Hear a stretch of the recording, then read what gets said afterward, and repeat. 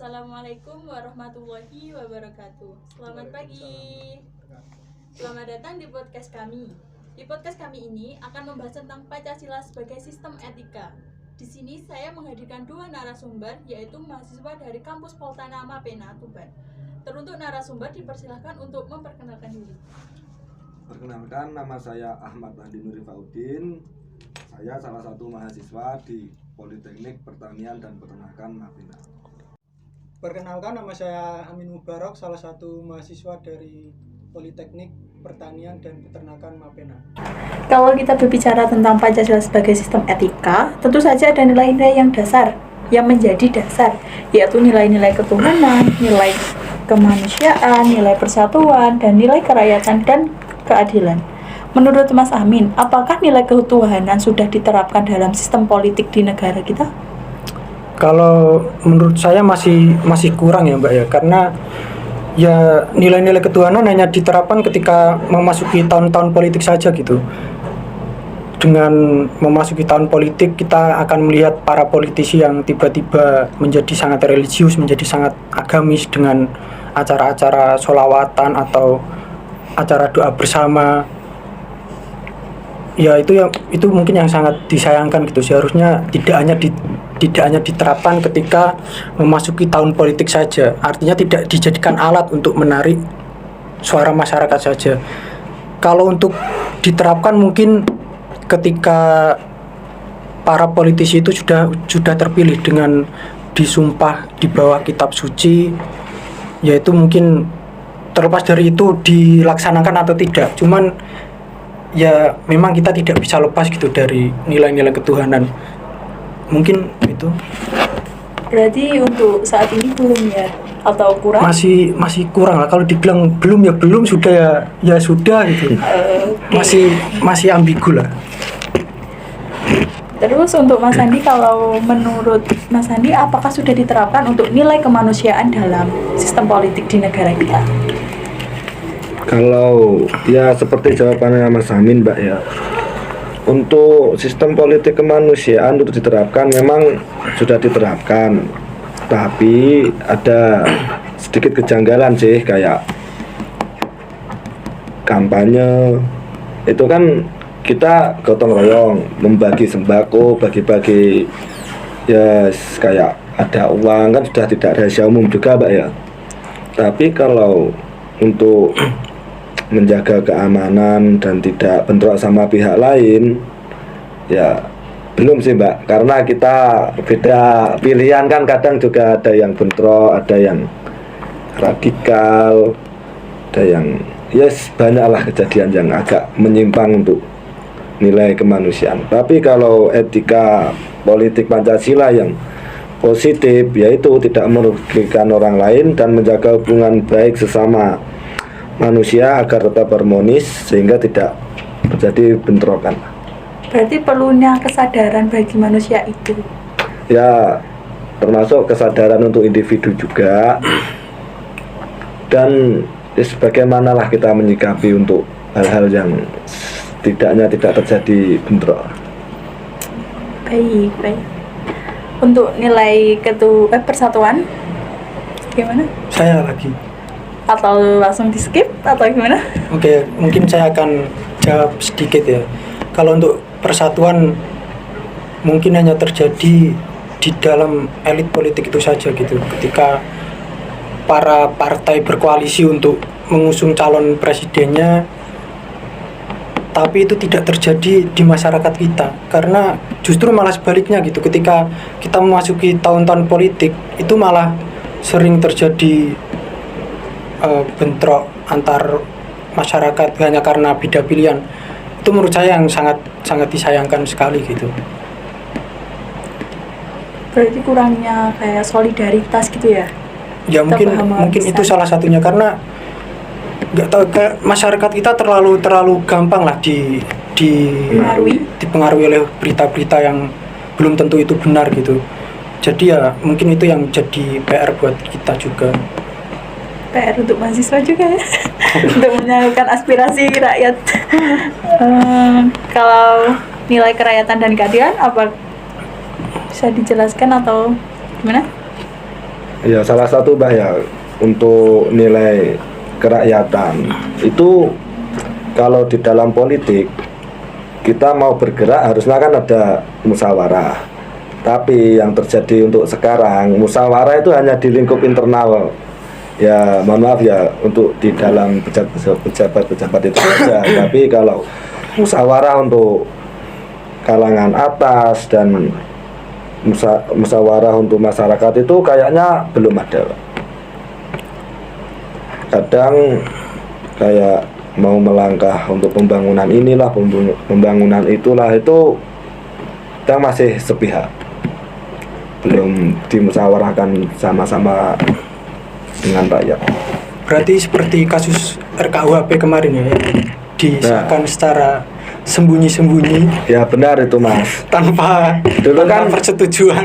banyak ya mahasiswa yang menolak untuk RUU itu, tapi ya gimana untuk menyikapi pemerintah kan emang kadang tidak masuk akal lah untuk membuat undang-undang. Tapi untuk sekarang kan ya kita belum tahu juga bagaimana kandungan isi dari undang-undang tersebut. Sekarang satu perlahan-lahan dari undang-undang itu disahkan lah. Itu kayak undang-undang cipta kerja. Dan ada juga pasal-pasal yang menurut saya sangat kontroversial lah, yaitu tentang penghinaan terhadap pejabat negara, penghinaan terhadap presiden. Menurut saya itu sudah undang-undang sudah bukan diciptakan untuk rakyat lagi, tapi untuk pejabat itu sendiri gitu.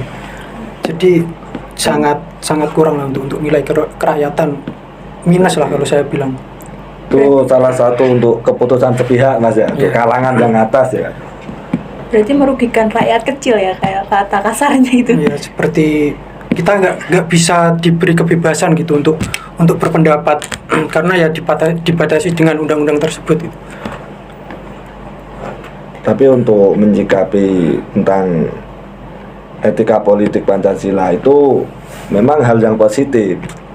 Tapi ya nggak tahu untuk kita kan kebanyakan kan kadang mengeluh untuk inilah, untuk itulah.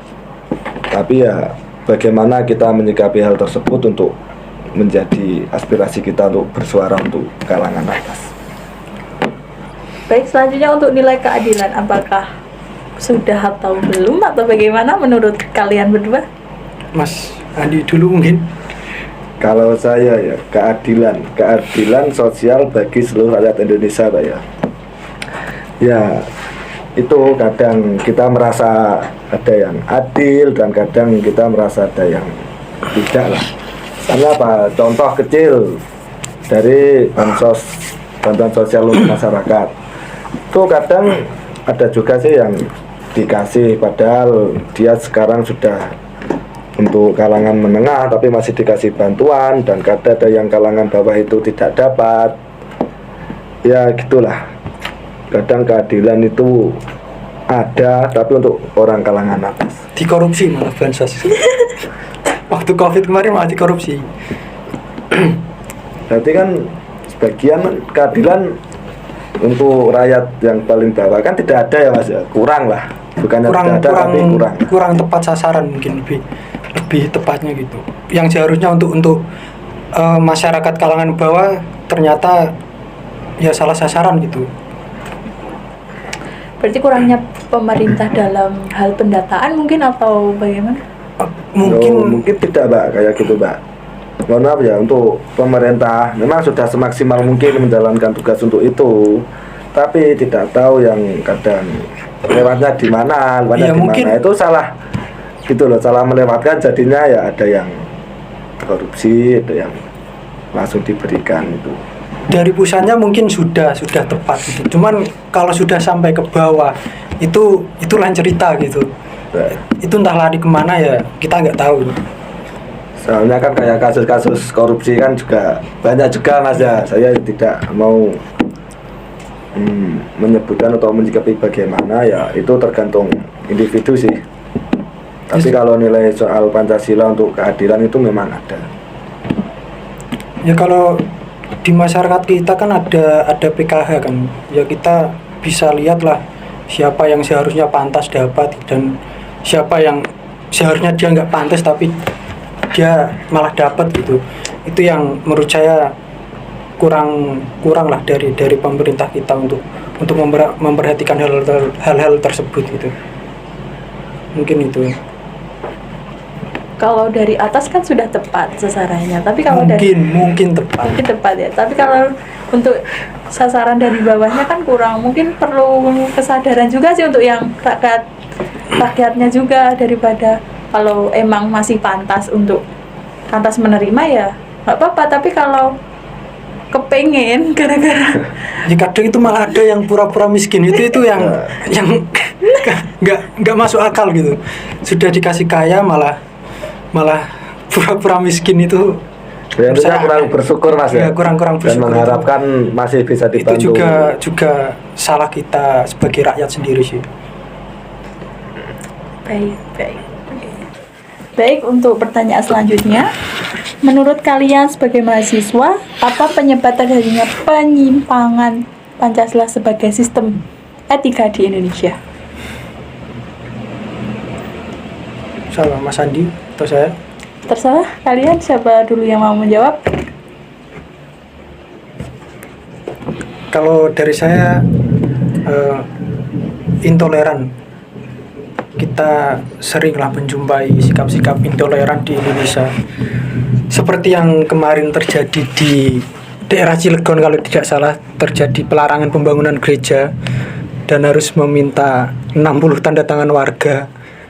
Yaitu menurut saya hal-hal seperti itu tidak perlu terjadi gitu, karena ya kita sebagai negara yang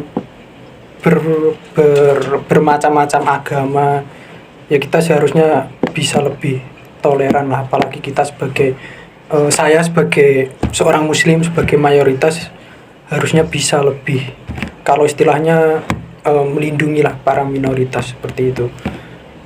Mungkin itu. Kalau saya Pak ya, untuk penyimpang dari nilai-nilai Pancasila itu kayak melakukan diskriminasi terhadap orang yang berbeda agama. Salah satu contoh kayak kelompok yang organisasi apa itu saya tidak tahu, tapi dia kayak menjalankan agama tersebut dengan caranya radikal. Salah satunya kayak bom bunuh diri, tapi itu kan dengan background agama. Tapi yang namanya bom bunuh diri itu kan tidak baik Pak, untuk aturan norma agama ataupun dengan sila yang pertama ketuhanan yang Maha Esa itu juga. Di negara kita kan berbeda-beda agama Pak ya, tidak seharusnya kayak ada jihad bom bunuh diri, ada aliran yang radikal untuk merusak tatanan negara. Ya kalau menurut saya yang faktor utama juga sih penistaan agama juga Pak. Kalau mungkin tambahan dari saya, sama yang paling penting media sosial sih sekarang. Kayak media sosial itu seperti apa ya? Seperti pisau bermata dua lah. Bisa bermanfaat juga, bisa membahayakan juga, seperti berita-berita hoax sekarang. Apalagi yang kita tidak tahu sumbernya dari mana, tidak jelas, yang kita telan mentah-mentah itu, seperti di TikTok atau di mana lah. Ya itu menurut saya salah satu faktor yang paling penting sih kalau untuk penyimpangan terhadap nilai-nilai Pancasila. Media sosial itu sangat berbahaya lah kalau kita tidak bisa menggunakannya dengan bijak. Oke. Berarti kalau dulu kan mulutmu harimaumu, sekarang jarimu harimaumu ya. Ya bisa juga gitu Pak. Mungkin beda istilah saja.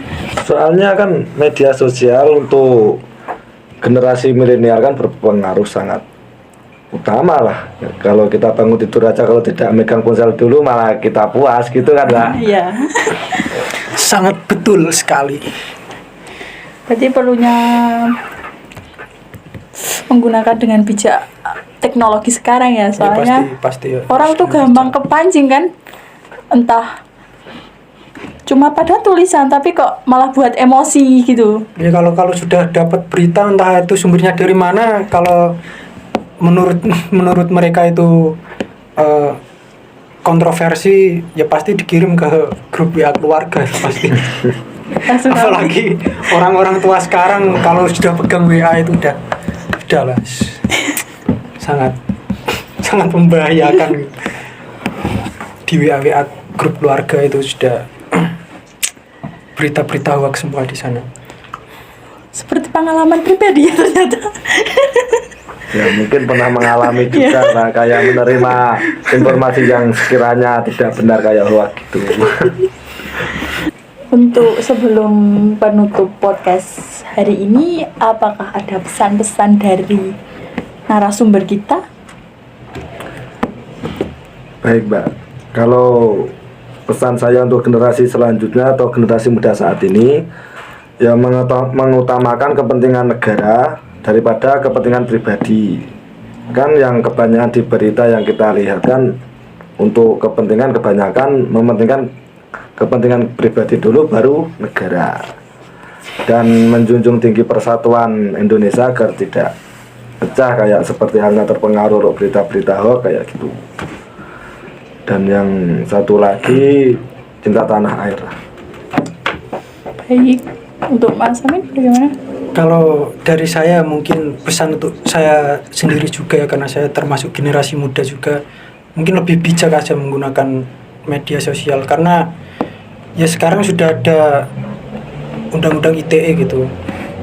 Ketika kalian salah mengeluarkan ketika kalian salah dalam berpendapat di media sosial, kalian sembarangan gitu, yang rugi itu bukan orang lain tapi diri kalian sendiri juga gitu. Jadi ya lebih bijak aja lah untuk menggunakan media sosial gitu. Ya Mbak, cukup. Sebelum menutup podcast hari ini, pesan-pesan yang disampaikan dari narasumber kita bisa disimpulkan bahwa tetap bijak dalam menggunakan teknologi dan jangan terpancing emosi akan berita-berita yang tidak jelas, berita hoax, karena kita sebagai generasi muda adalah penerus bangsa, menjadi pemimpin ke depannya, dan tetap cinta tanah air. Baik, terima kasih telah menonton podcast dari kita. Jika ada salah kata, saya mohon maaf sebesar-besarnya. Wassalamualaikum warahmatullahi wabarakatuh. Waalaikumsalam warahmatullahi wabarakatuh.